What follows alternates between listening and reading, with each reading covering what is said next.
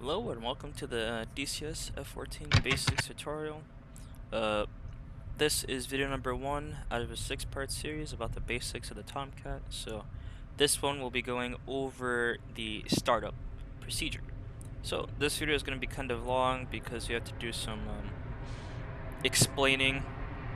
Some prior knowledge I'd recommend to have is all the instruments in the cockpit, as it'll make this process faster. And you should have your key binding sets, so like your communications menu and your toggle menu for ingest your AI. So that's most of the stuff you're gonna need right now.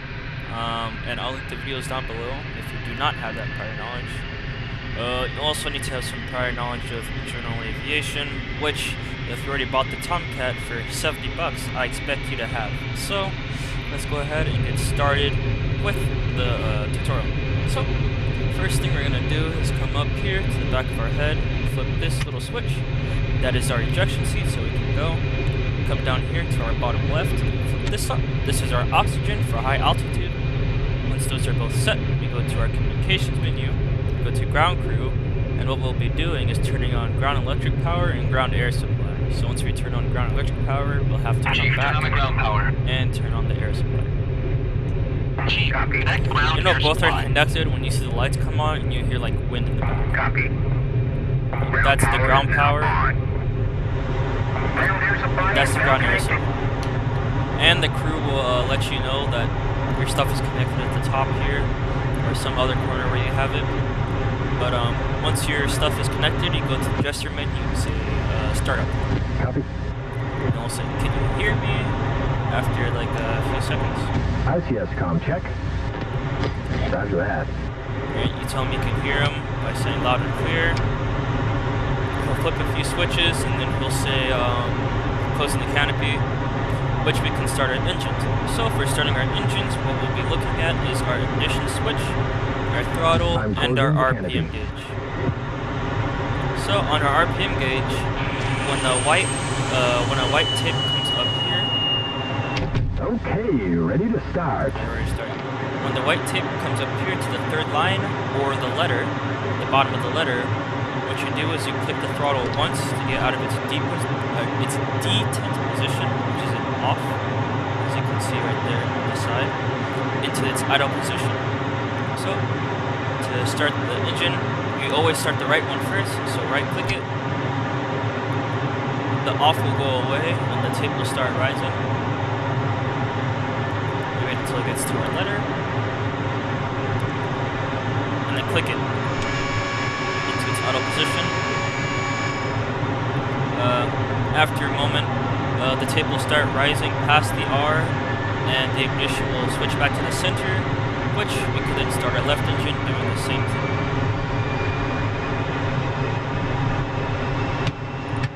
There it goes. We know our engine is started up completely in an idle position when our PSI oil, which is 45, our afterburner needles, which are these two things, reach 5, and the RPM gauge reaches 70%. Flip that up. Okay, so once both of our engines are started, we'll come down here to our AFCS, which is our stability augmentation for our axis. We'll flip all three of those on, and we'll come down here to our air source and switch it from off to both engines. And we know that our stability is on whenever these 6 lights at the top go away. The engine is just about to finish. Right, so it's finished starting, so we go over here to our stability, flip all 3 switches up, the lights disappear. To our air source, hit both engines, and then we go to our ground crew to disconnect from the things we connected to before. So ground air supply and ground power should be disconnected via ground power. Machine, turn off the ground power. So those are both disconnected. Ground air supply. Fear buttons in the back, that's just your input, the coordinates for our INS alignment. The INS is just our computer navigation system, which has to be aligned accurately, along with a magnetic compass. So if we turn on our displays after we disconnected from the ground crew and our air sources on both, we come to our displays and we flip these three switches, which give us these three screens: our HUD, our VDI, and our HSD. So you can hear Jester inputting things in the back there, but you can't see what he's doing. So to see what he's doing, we have to come down here to our displays. There's his VDI, or not VDI, HSD, and switch that mode from nav to TID. With one click, all of a sudden you can see this symbology. So what this symbology is our INS alignment visually. So in that carriage is the first mark. That is our INS Go, I believe it's called. It's the minimum for our navigation. So our weapons cannot be used, and it's used for like a really bad emergency situations. It's very inaccurate, and our computer system can be can gain a lot of percent errors if you use this mode and you pull a lot of G's. So we don't really use that mode unless we like really need to get out of somewhere. Like if an airfield is being bombed, you need to get out of there with like the next 3 minutes of starting up. That is when you use this mode. So you'll never use this mode really, because that's just dumb. Second tick mark is weapons employment. So that is the minimum mark that you need to have your weapons, radar weapons, enabled to track targets. So use that as a reference for when your weapons are ready to go. And the third mark is INS fine, which means everything is as accurate as it can be for the moment. And we'll wait for that carrot to reach here, because this is the area that you always want to wait for.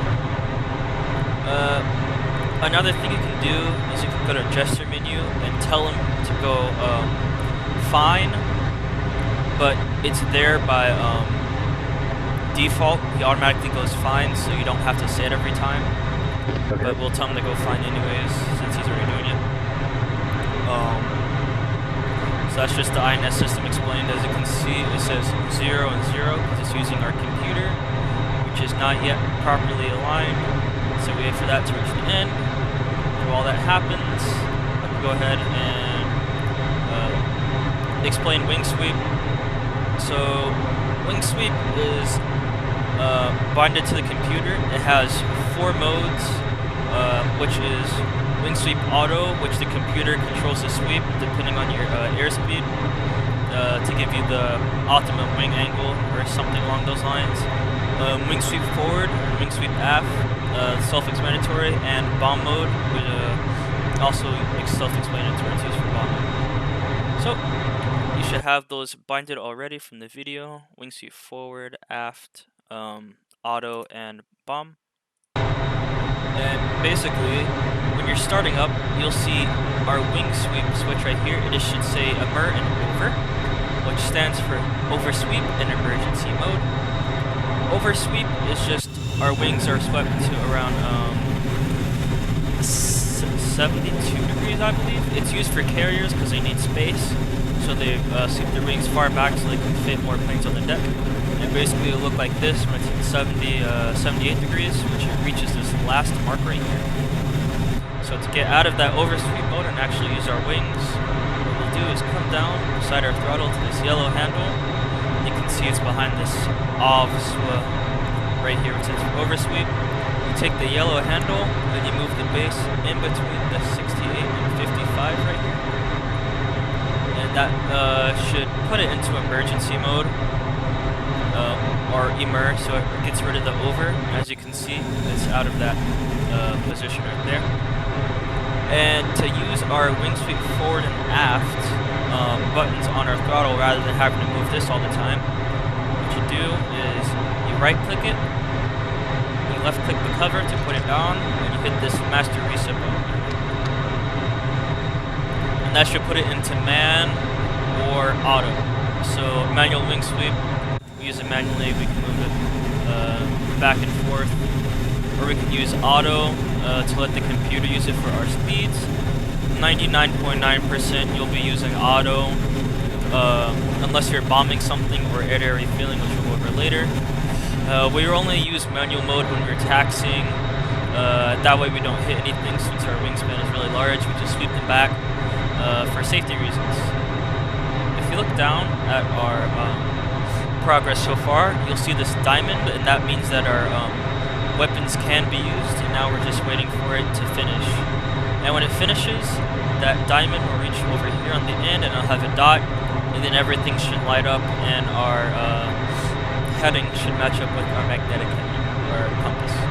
Alright, so we went over wing sweep, and once you hit that master reset button, and it's in man or auto, which it should be in manual all the way back, though you don't hit anything, all the lights on the warning panel should disappear, right? There should be nothing there. And that's how you know you did it right. Okay, last two steps are we have to set up our instruments. So simply, our barometric altitude, radar altimeter, and what is it? Our ADI, yes, our ADI. We have to set them up because they're off right now. So you can tell that the ADI is off because this is off. To get it out of off, click that knob. Easy as that. Barometric altimeter, it is in standby. You hold right click until it goes to that reset position on the left. That standby will go away. Boom, it's working. Radar altitude. That triangle represents our set altitude that we want to be warned at. So say you're flying low and you don't want to go below 300, so you set it to like maybe 320 feet, and it'll beep to let you know that you're getting near that 300. So I'm going to set it to 350, just for a number. So our barometric altimeter is ready to be used. ADI is ready to be used. As you can see, our alignment has completed. This is our Rios thing, our TID. We'll go over this in the weapons video.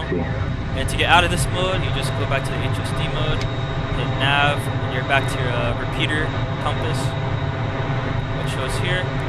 And as you can see, our heading is now aligned with our magnetic compass. So just double check everything. No warning lights.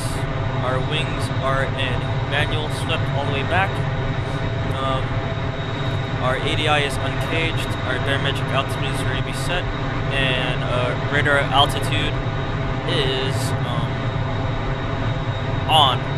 Basically, radar altitude takes like a few minutes to warm up, so when you set it initially, it'll say off, and then after a while, it'll start beeping. And yeah, that's the startup. Just going to go over it one more time since I did this really quick. From the beginning, we'll do ejection seat, oxygen, connect to the ground crew, tell Jester to start, tell him that you can hear him, you close the canopy, you start your right and left engines, you turn on your stability augmentation, you turn your air source to both, disconnect from the ground crew, turn on your displays, set up your wing sweep to full back, and uncage your instrument systems, and check your warning panel to make sure nothing is wrong. So the very last step will be turning on our radios and our TAC-in navigation, which I'll go over in the navigation tutorial. So right click it until it gets to TR, and then that light should pop up over there. It says TAC-in CMD, which stands for command. You come up above that to our radio, so we can hear things, and you right click it to main, and set it to either manual if you want to manually input things, or preset. Alright, so double check, that's off, our TAC-in is on, our wing sweep is set, we're aligned, and our radio is on. So that's the startup process, and now we can move on to the taxi and takeoff.